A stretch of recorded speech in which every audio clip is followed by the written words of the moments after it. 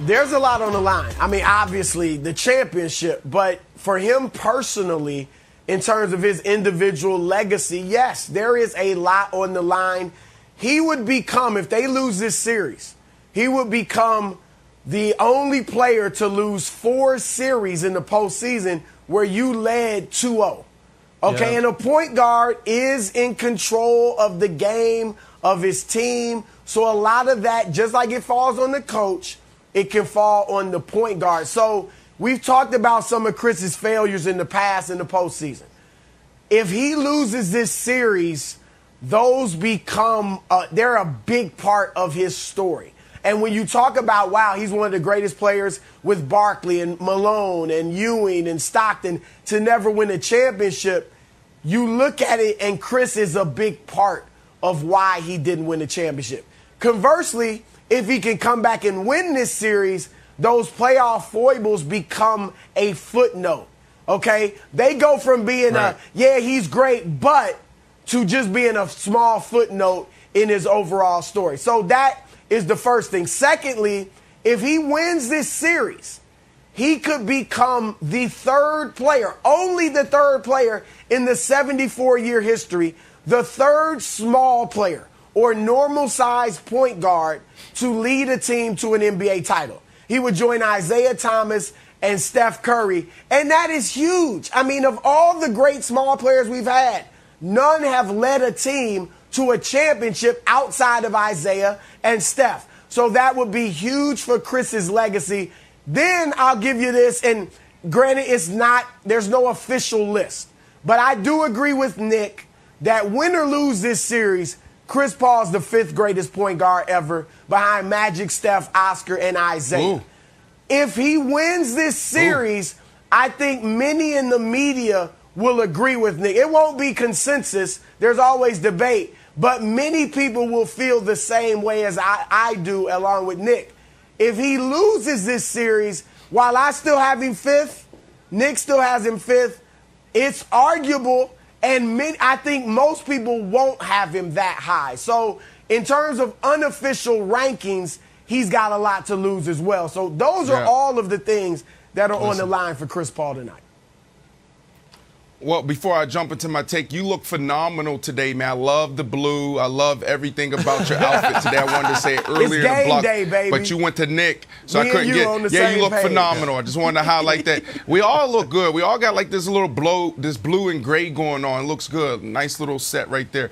But here's the deal. Everything you just said, Chris, just to put it simply, it's the story, right? You just gave us 4 or 5 different scenarios, 4 or 5 different stories. That's all it is. It's the story. Which way does he want it to go? Which way will it go? Right? At the end of the day, you know, as an athlete, you have this life that you live after your career is done of like regret almost. Now, some guys, it's damaging to them. They can't get over it. You see guys fall into depression. You see guys dealing with anxiety. You see guys start dealing with substance abuse. But then there's guys like Chris Paul, who he knows who he is. He knows who he is in his marriage. He knows who he is as a father. He knows who he is as a businessman. He has so many things set up for him when the game is done, when he walks away from the game. But there's those moments as athletes where you sit around, man, and you're sitting on the porch and you're looking at your little humble estate. And you see your kids running around and you got maybe a couple of animals out there and you're like, man, what if?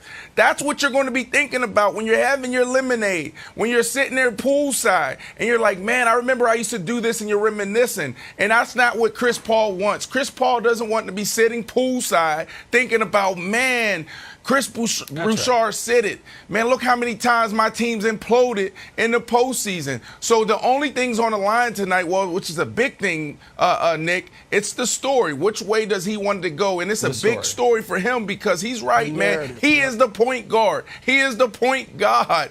He controls the game, especially as a leader. It's like a quarterback, right? Especially him. It's if your team wins, you get all the glory, you get the big contracts, you get the endorsements. And if you lose, it's all on you. And that's what's at stake here tonight. Well, and the big contract is actually, I think, an important factor of this. But before I get to that, just real quick, can we show that graphic again that we started the segment with? I don't know if we can or not, because the other part of this graphic, the underrated part of this graphic is Doc Rivers wants this graphic fired into the sun. What do T-Mac, DeAndre Jordan, Jamal Crawford, Blake Griffin, and Chris Paul all have in common for some of those blown series leads? Doc's like, oh boy, where it's the old Simpsons retreating into the hedges meme. Like, oh, don't look at me, fellas. But so here's the thing. Ouch. Chris, you and I agree that the top 5 point guard list in our mind is cemented. Maybe what Chris is actually competing with is like guys he played against. Like, historically, Russ and Harden, who aren't point guards the way he is, but just talking about, like, greatest players of the era. Russ and Harden both have a couple things Chris doesn't. Scoring titles, MVP. But Chris Paul's, he's the better team guy. But Harden could win a title before it's all said and done. I don't think Russ will, but maybe he will. So maybe that's where the ranking thing goes. But Brandon mentioned contracts. And Wilds, I'm going to throw something to you here. So, Robert Sarver is the owner of the Suns. I knew you did. You and I didn't talk about this, but I knew this would make up for me stealing your take yesterday. So, Robert Sarver is the owner of the Suns. And he is, what's the word? Notoriously cheap. They were competing for championships during the Nash era, and he's like, hey, you want my first-round pick? I'll sell it to you. Team's like, you don't want anything back? He's like, yeah, I do want something back. Bags of cash, no players, I got stuff to buy. If Chris Paul's bad tonight and they lose, and it looks like I broke down a bit at the end of the year that, maybe he has surgery on those allegedly torn ligaments. I think the 3 years, $100 million that reportedly he's looking for, if he opts out, might not be there for him from Phoenix. I think Robert Sarver might say, you know what, guys? We're going to give Ayton the max. We already gave Booker the max. They'll pretend they're a small market, even though Phoenix is the 5th biggest city in America. And I do think it could end up with Chris Paul on the move. Now, I know where you want him to go and where you'll take this. But I do think what's on the line is, does he or does he not get the contract extension he wants from Phoenix? He'll get it from somewhere, but would he get it from Phoenix? So I could actually see it going both ways, right? So if he loses and it looks like he broke down, like you say, or if they win and there's a little bit of like, okay, job is done. I brought a championship here. Maybe I go to another long-suffering, big market team that would make me a hero to a major metropolitan area. I'll just pick one out of the blue that my former agent now runs the team. Let's just say New York. Just for the sake of conversation, Broussard. I could see him going to New York. Because here's the one sort of the underlying narrative of Chris Paul's legacy conversation. We've been having the Chris Paul might have better yesterdays than tomorrows for about a decade.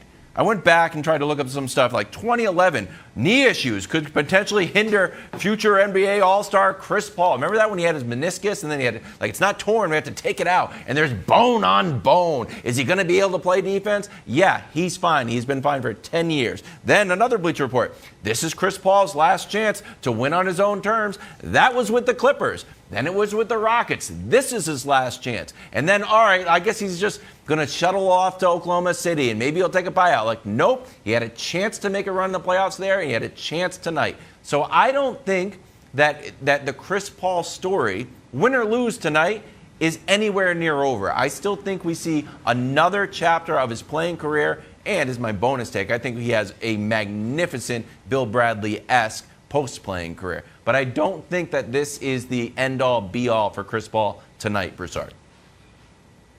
Well, look, you talked about him going to the Knicks. That would be such a Knicks move. Well, I mean, how many superstars have they brought in past their prime? And granted, Chris was great this year, no doubt about it. And again, obviously, I hope he closes it out with a championship. But how much longer is he going to play this way? I mean, he's 36.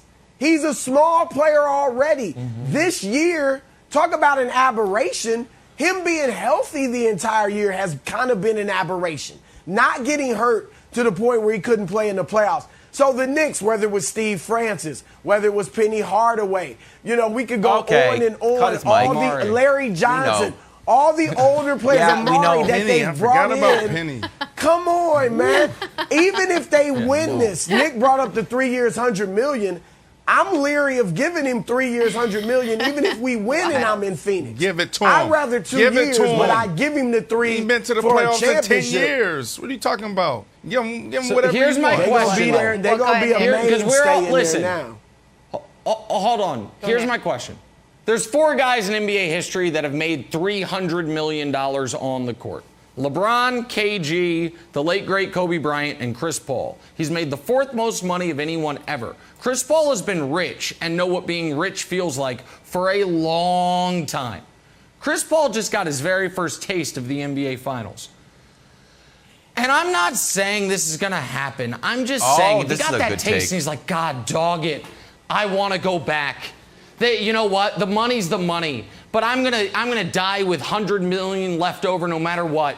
What I want is to get back to the finals and win. Where could I best do that if Phoenix isn't going to give me my $100 million? Well, is it New York? Lord, No, here it's you not New go. York.